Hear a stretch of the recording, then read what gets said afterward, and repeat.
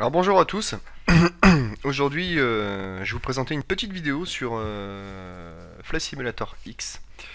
Donc on est actuellement sur la scène de Strasbourg-Ensheim avec un DR400 de chez Aerosoft. Donc ce sont des add-ons payants, et en ce qui concerne le Robin de chez Aerosoft, c'est vraiment une petite merveille, que ce soit au niveau graphique ou au niveau pilotage, c'est fidèle à la réalité. Donc on va présenter aujourd'hui le tour de piste. On va vraiment se concentrer là-dessus pour expliquer notamment aux débutants ce qu'est un tour de piste et comment on le réalise en fonction du terrain où on est, en apprenant à lire la carte VAC, donc la carte d'approche à vue.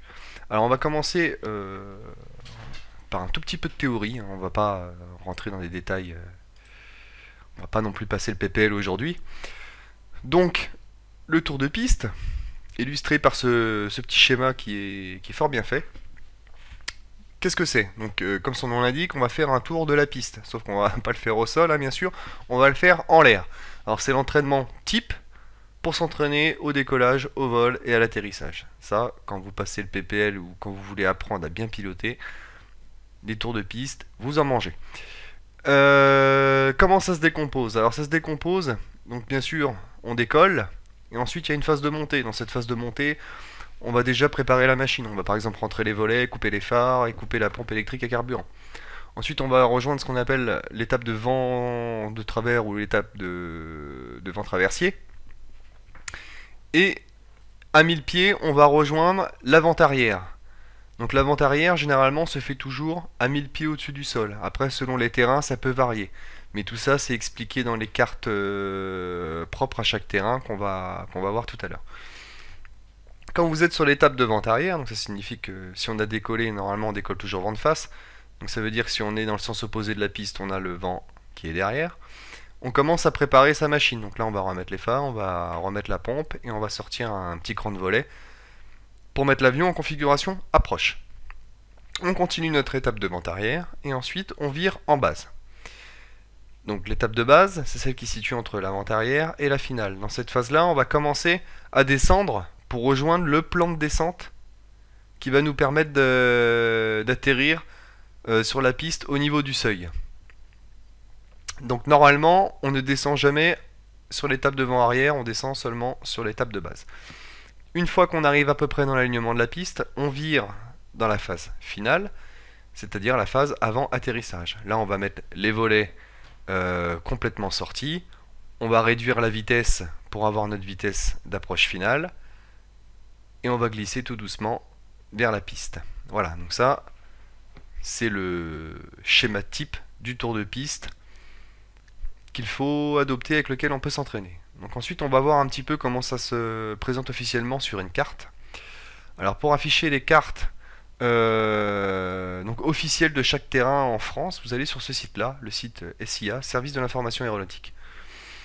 Et ensuite, donc vous cliquez sur IP carte, voilà. Donc vous arrivez ici, vous cliquez sur les petits bouquins et vous tapez soit le nom de votre terrain, soit le code de votre terrain, si vous le connaissez. Donc Strasbourg, c'est LFST. Donc je tape LFST et je vois Strasbourg-Ensheim, c'est bien ça. Je clique dessus. Et là, je prends VAC aérodrome. Donc VAC qui signifie Visual Approach Chart. Désolé pour mon anglais. Qui signifie carte d'approche à vue. Donc c'est ce qui nous intéresse aujourd'hui. Donc on clique dessus. Ça, on s'en fout royalement. Et on regarde déjà la première carte. Donc ça, on s'y intéressera peut-être dans une autre vidéo. C'est vraiment la carte de la CTR. Donc ce qu'on appelle la CTR, c'est la zone de contrôle tour. C'est-à-dire le contrôleur tour, dans la réalité ou sur IVAO, il va gérer la zone CTR. Donc voilà, qui a une limite horizontale qui est définie comme ça. Voilà. Donc on voit hein, CTR Strasbourg. Et une limite verticale qui, dans cette zone-là, monte jusqu'à 5000 pieds. Et dans la zone vraiment proprement dite de l'aérodrome, monte jusqu'à 2500 pieds, il me semble. Donc, cette carte-là, pour le tour de piste, pardon, nous intéresse pas réellement, hein, surtout les cartes, pour transiter dans l'espace. Soit pour sortir, soit pour rentrer. On voit les points d'entrée et de sortie qui sont nommés par des lettres. Voilà, donc si cette vidéo vous a plu, je ferai peut-être un autre tutoriel pour vous expliquer comment trouver ces points-là et comment ça se passe l'intégration dans une CTR. Donc nous on va se concentrer sur notre tour de piste. Donc voilà, là on a notre aérodrome au niveau du sol. Donc nous on est au parking Bravo, qui est le parking de l'aviation générale, et là nous avons le terminal qui est le parking plutôt de l'aviation commerciale. On peut voir que la piste, donc 0,5, 23, ça ne signifie pas qu'il y a 5 pistes ou 23 pistes sur l'aéroport. C'est simplement l'orientation magnétique arrondie de la piste par rapport au nord. Donc la piste 0,5 signifie que voilà, c'est décrit juste à côté, qu'elle est orientée magnétiquement au 0,48 degrés. Et la 23, orientée au 228 degrés. On peut arrondir. La piste 23, elle va vers le cap 230, et la piste 0,5, elle va vers le cap 0,50. Ensuite, qu'est-ce que nous dit cette carte? Elle nous dit que les tours de piste sur Strasbourg-Ensheim peuvent se faire dans les deux sens. Donc elles peuvent se faire soit en ce qu'on appelle à droite, donc main droite, ou alors à gauche, et on appelle ça main gauche. Si je décolle en 0,5, et c'est ce qu'on va faire tout à l'heure, on veut faire une main gauche, donc on décolle, et on va faire le circuit par la gauche. Donc en vente arrière, c'est ce qu'on dit par exemple au contrôleur quand il est présent, on lui dit un tel, nous sommes en vente arrière, main gauche, piste 0,5. Ensuite on vire en base, on peut dire un tel, nous sommes en base, main gauche, piste 0,5. Et ensuite on vire en finale 0,5. Donc là sur Strasbourg, hein, on peut faire soit main gauche, soit main droite dans les deux sens, c'est parfait. Au niveau des altitudes, donc ce que je vous disais tout à l'heure, c'est généralement à 1000 pieds sol qu'on fait un tour de piste. Strasbourg ne déroge pas à la règle. Notre tour de piste se fera à 1000 pieds sol. Et ensuite, il nous indique au-dessus 1500. Alors 1500, ça correspond à quoi? Ça correspond à l'altitude, au calage altimétrique, au QNH local. Donc le QNH local, c'est la pression atmosphérique sur au niveau de la mer, dans notre zone géographique. Tous les pilotes qui seront sur Strasbourg afficheront ce QNH pour qu'on parle dans les mêmes termes, en fait, au niveau altitude. Donc ça veut dire qu'on va, avant de décoller, on va afficher notre QNH, qu'on va trouver tout à l'heure, et notre tour de piste, on s'arrêtera de monter quand il sera affiché 1500 pieds sur notre altimètre. Ça signifiera qu'on sera à 1500 pieds au-dessus du niveau moyen de la mer et à 1000 pieds sol au-dessus de Strasbourg. Donc, petit calcul tout bête, si on est à 1000 pieds sol, ça veut dire que Strasbourg, du moins l'aéroport, se situe à 500 pieds au-dessus du niveau de la mer. Pour avoir cette information-là, on retourne sur l'autre carte et on la trouve ici. Voilà, Strasbourg se situe à 505 pieds au-dessus du niveau moyen de la mer. Donc maintenant, on va arrêter un petit peu la théorie et on va se concentrer sur la pratique pour illustrer un peu tout ça. Donc on va mettre en route notre machine et ensuite on va rouler vers la piste 0,5. Alors, il faut savoir qu'on décolle toujours face au vent. Là j'ai chargé la météo réelle. Si je l'affiche, voilà, le vent vient du 30 degrés pour 10 nœuds. Donc on va décoller avec du vent de face légèrement de travers. Pour rejoindre le point d'arrêt 0,5, donc on va zoomer un petit peu, on va prendre le taxiway Québec, qui est nommé là, et on va s'arrêter au point d'arrêt Golf, qui est ici. Et ensuite on va s'aligner sur la piste et faire notre tour de piste. Alors, on va réduire tout ça, et on va aller dans notre avion. Donc l'avion, on va fermer la verrière, c'est pas encore l'été. Voilà. Donc on va se dire, on va afficher le QNH, comme je vous l'ai dit tout à l'heure. Alors le QNH, donc deux manières de le savoir, soit vous êtes connecté au réseau IVAO et le contrôleur va vous le donner, ou alors ce sera marqué dans son lattice, soit vous allez le chercher par vous-même sur Internet. Donc il y a un site qui est pas mal sur Internet, c'est celui-là, voilà, hop, je vous l'affiche, qui est voilà, allmetsat.com. Donc là, en plus, vous avez une traduction d'un bulletin météorologique. Parce qu'au début, quand on est débutant, déchiffrer un métard, donc c'était la prévision actuelle sur l'aérodrome, c'est difficile. Et le TAF, enfin pardon, le métard c'est la situation actuelle et le TAF c'est la prévision. Donc au début, ça c'est un petit peu du chinois. Donc vous pouvez lire ça pour commencer à apprendre les codes et les traduire ici. Donc après, tout bêtement, ici on peut voir, donc c'est LFST, ça concerne notre aéroport. Ce bulletin a été enregistré donc le 15 de ce mois. À 19h30 Zulu, donc en heure locale à 20h30. Ça a été fait par un système automatique qui a émis ce bulletin. Le vent moyen est du 30 degrés pour 10 nœuds, ce qu'on a vu tout à l'heure sur FSX. La visibilité est supérieure à 10 km. NSC signifie No Significant Clouds, ça veut dire pas de nuages significatifs. La température est de 7 degrés et le point de rosée est de 1 degré. Le QNH, donc voilà, c'est l'information qu'on recherchait sur le terrain, est de 10,21. Donc on va afficher cette valeur dans notre altimètre. Pour ce faire, voilà, donc on est sur notre altimètre et on va afficher 10,21. Voilà. Et en affichant 10,21, on voit qu'on est à peu près à 500 pieds. Donc ça signifie qu'on est à 500 pieds au niveau de la mer. Et on avait cette information-là tout à l'heure sur notre carte qui nous disait qu'à Strasbourg, on est à 500 pieds au niveau de la mer. Donc ça veut dire que notre tour de piste, on le fera à 1500 pieds en étant calé à ce QNH-là. Voilà, donc maintenant on va mettre en route et puis on va faire notre fameux tour de piste. Alors, faut juste que je fasse un petit réglage. Excusez-moi.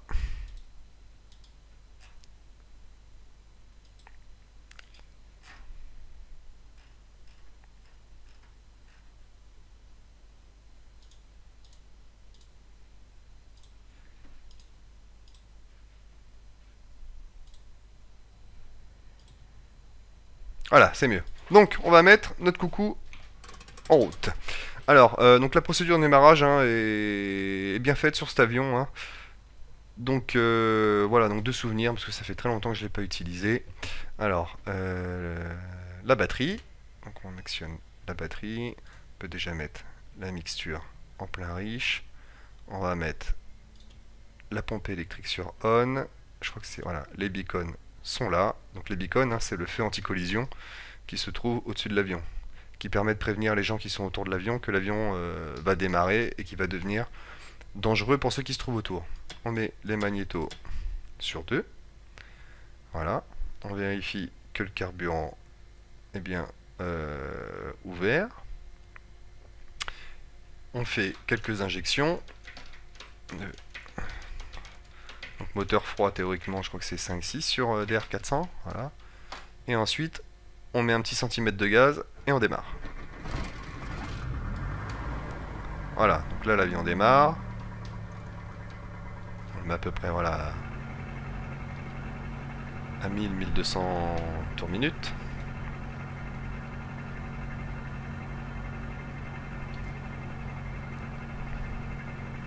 Et là on peut couper notre pompe électrique, mettre notre alternateur et nos feux de navigation si on veut. Voilà, donc là l'avion chauffe tout doucement, on va se préparer et on va aller rouler vers notre point d'arrêt pour aller décoller sur la piste. Donc là si nous étions sur Ivao, il faudra contacter le contrôleur en lui donnant votre indicatif. Fox, donc Strasbourg, je sais pas, Sol, Tours, machin. De Fox, machin, pour des tours de piste, main gauche, piste 05, demande consigne, voilà. Et lui, il va nous donner, il va dire tour de piste, main gauche approuvé, transpondé, tant. Donc là, vous mettez votre transpondeur sur IBAP. Et après, il vous donne l'autorisation de rouler et vous y allez. Donc là, on est tout seul, hein, donc on fait ce qu'on veut. Strasbourg est à nous. Donc on va rouler. On va mettre les feux de taxi pour faire bien.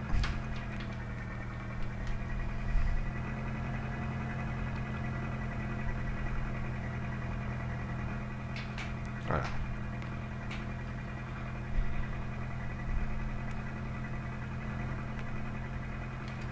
Donc on roule sur le taxiway Québec. Celui qui est juste en face de nous. D'ailleurs j'ai installé un truc, ça me les affiche en gros. C'est un peu pour les bigleux.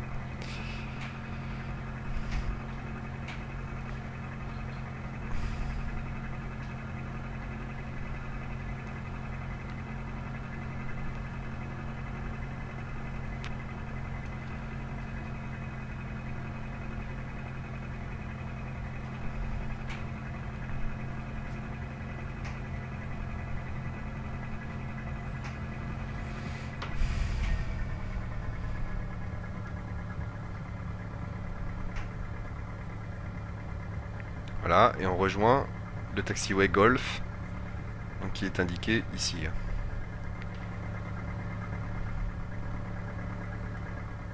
Donc, toujours vérifier qu'il n'y ait pas d'avion quand vous êtes en ligne. En solo, c'est votre problème, mais en ligne, vérifiez qu'il n'y ait pas d'avion. Le contrôleur, normalement, vous donne les informations et veille à ce qu'il n'y ait pas de collision. Mais bon, il se peut qu'ils soient un peu débordés et qu'ils ne voient pas un trafic arriver vers vous.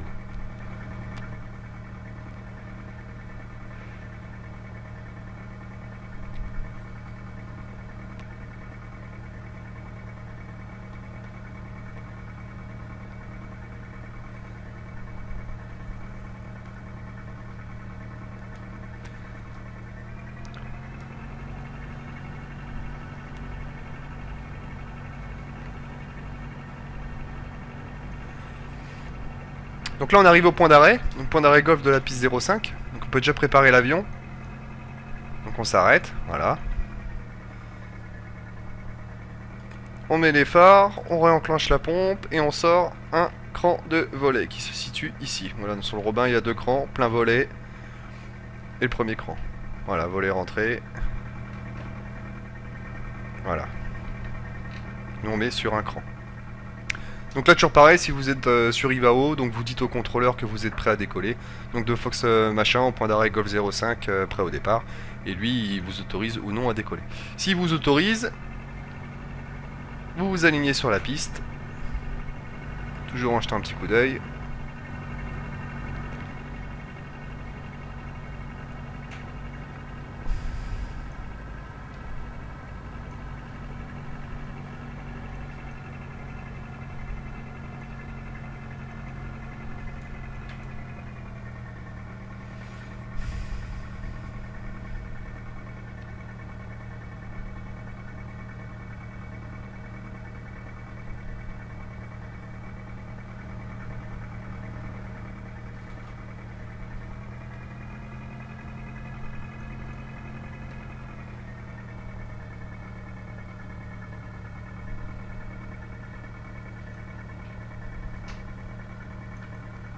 Donc voilà, on s'aligne bien comme il faut. On freine et on regarde. Voilà, on est bien au cap 0,5. Donc il n'y a pas de souci. Ensuite, donc décollage.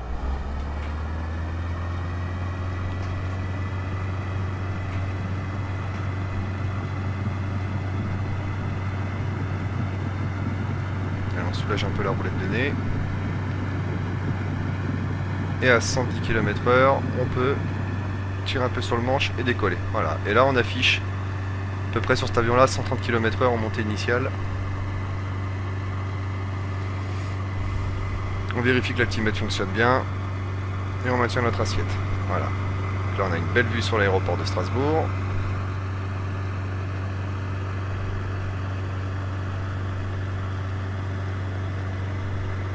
Voilà, à 300 pieds sol, on peut déjà faire nos actions. Donc on peut déjà couper les phares, couper la pompe et rentrer nos volets. Voilà. On vérifie, ils sont bien rentrés.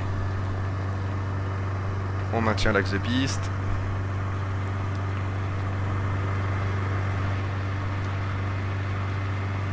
Et on essaye de chercher 150 km/h. Ensuite, on vire en étape de base. Donc à 90 degrés par rapport à l'axe de piste. Nous ça fera à peu près un cap de 320. Sachant que j'ai du vent du nord assez fort. Donc là en altitude j'ai peut-être un peu plus. Voilà, j'ai 12 nœuds. On risque d'être dégagé un petit peu sur la gauche, vous voyez. Donc on prend un cap un peu plus vers le nord pour corriger cette dérive. Voilà, là on est mieux. Donc on continue, et arrivé à 1500 pieds, on stabilise, et on affiche notre régime de croisière.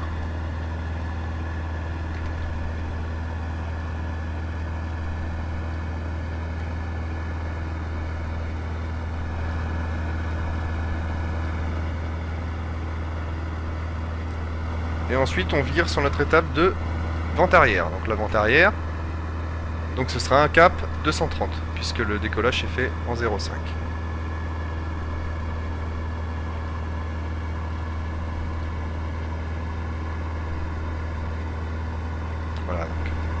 Là on est en vente arrière, on voit que l'aile est parallèle plus ou moins à la piste. Donc là on peut déjà préparer l'avion. Donc on remet nos phares, on remet notre pompe, le réchauffage carburateur pour éviter de givrer le moteur et on réduit les gaz.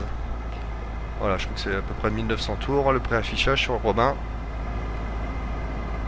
Et là on annonce au contrôleur qu'on est en vente arrière. De Fox machin, en vente arrière, main gauche, piste 05. Voilà, donc là on arrive dans l'arc blanc. Bientôt. Voilà, on peut sortir un petit cran de volet.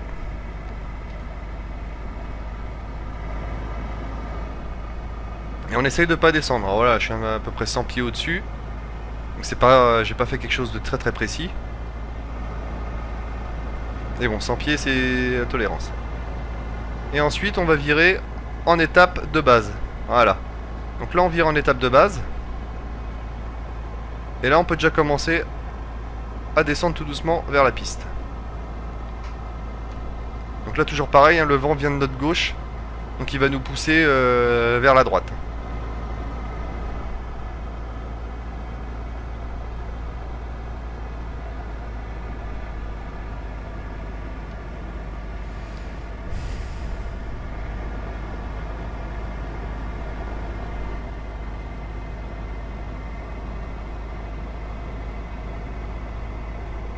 Là on peut annoncer au contrôleur s'il est présent.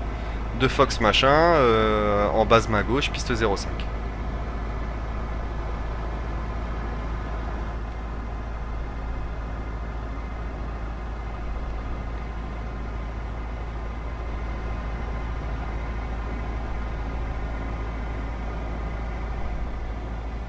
Donc on surveille toujours nos vitesses, hein.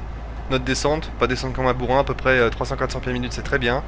150 km/h, c'est parfait. Et voilà. Et là on va rejoindre l'axe de piste tout doucement. Vous voyez, là je suis à peu près sur le plan de descente déjà. Donc c'est pas mal. Donc toujours dans les virages, mettre un peu de gaz. Voilà. Et là on va s'aligner à la piste. Donc là vous annoncez au contrôleur de Fox machin en finale piste 05. Donc lui le contrôleur va vous autoriser à atterrir. Fox machin autorisé atterrissage piste 05, les derniers vents du temps. Donc une fois que vous êtes en finale, vous réduisez, toujours dans l'arc blanc, vous sortez les pleins volets et vous prenez 130 km/h à peu près. Pour être sûr que vous êtes sur le plan de descente avec des terrains qui disposent d'un PAPI, donc le PAPI c'est le système lumineux devant vous, il faut avoir 2 lumières rouges et 2 lumières blanches, voilà, comme ça. Ça signifie que vous êtes sur le bon plan de descente. Là ça veut dire que je suis trop bas par exemple, vous voyez. Donc vous remettez un peu de gaz et vous relevez un peu le nez et voilà. Histoire de toujours récupérer le plan. Donc vous descendez jusqu'à la piste.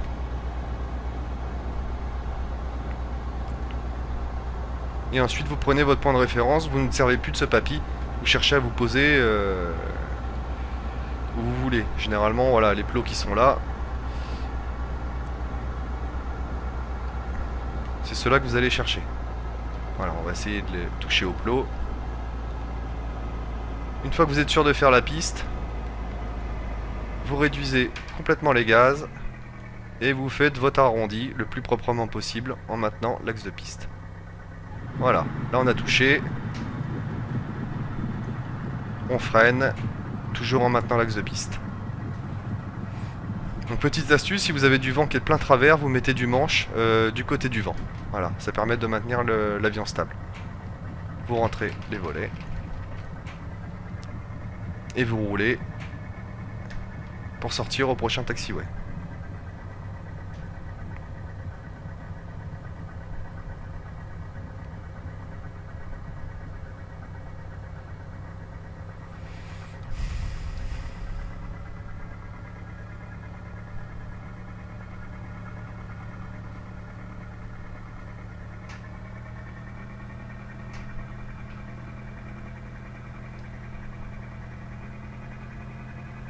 Et on va refaire le chemin inverse jusqu'à se stationner au parking.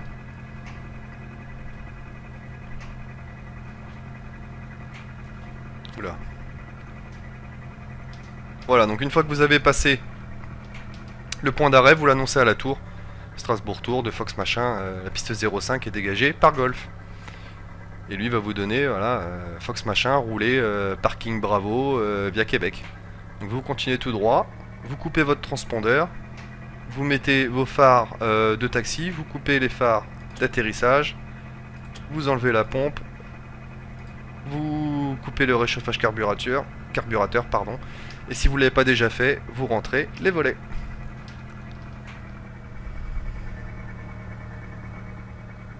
Donc là on va rejoindre notre parking.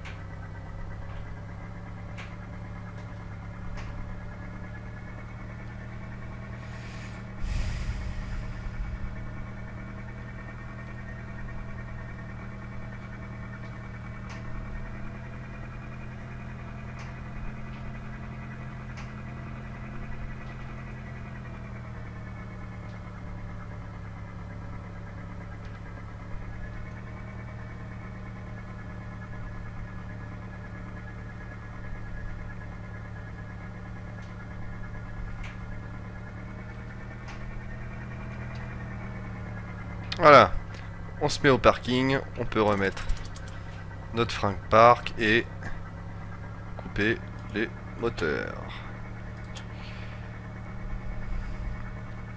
On peut déjà couper l'alternateur. Voilà, on fait le gaz et on réduit la mixture pour couper le moteur. Ensuite, on coupe les magnétos. On coupe toutes les lumières. Et on coupe la batterie. Voilà. Et on sort de notre avion. Voilà. Donc juste une petite précision. Voilà, j'ai pensé à ça pendant le vol.